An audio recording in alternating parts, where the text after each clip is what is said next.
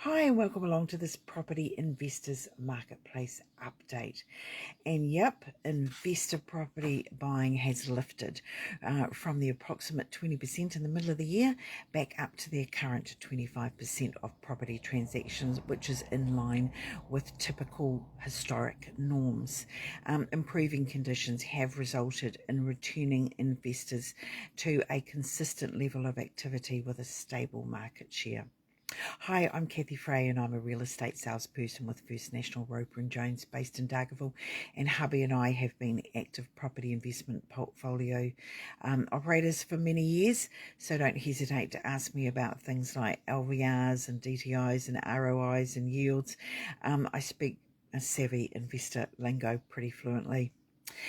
Talking about investors, NZA commented mortgage advisors noted that banks are increasingly offering 10-year interest-only loans, but the new debt-to-income DTI rules are starting to weigh in more heavily. One mortgage advisor said investors are on the hunt for bargains, and banks are very willing to approve and advance funds easily. That's cool news. Cotality's chief property economist Calvin Davidson said, smaller and newer investors are particularly active, targeting lower value existing property. So again, that's great news for those selling kite properties suitable for renting.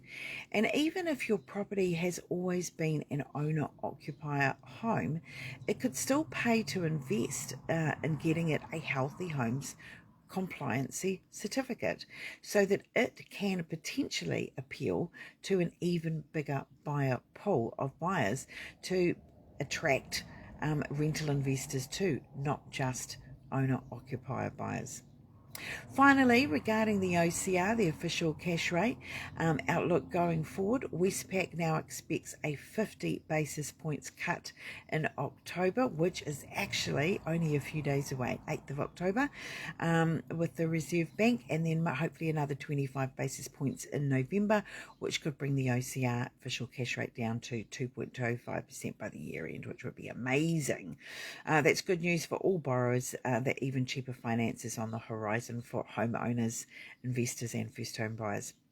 NZA report that Kiwi Bank's chief economist Jared Kerr, their senior economist Mary Jo Vergara and their economist Sabrina Delgado together all reported that our Reserve Bank, RBNZ, must move faster with bigger cuts, believing the RBNZ has not delivered the right monetary policy setting yet, with them collectively saying, get it done, get it to 2.5% ASAP, and I agree. With inflation no longer a roadblock, it's crystal clear the RBNZ needs to do more and must act with bigger cuts, and hopefully without waiting until the new RBNZ Governor, Dr. Anna Brimman, starts in that role in the 1st of December. Hopefully it happens before that. Sounding like it should. Okay, that's everything on this update. Bye everybody. Have a great rest of your day.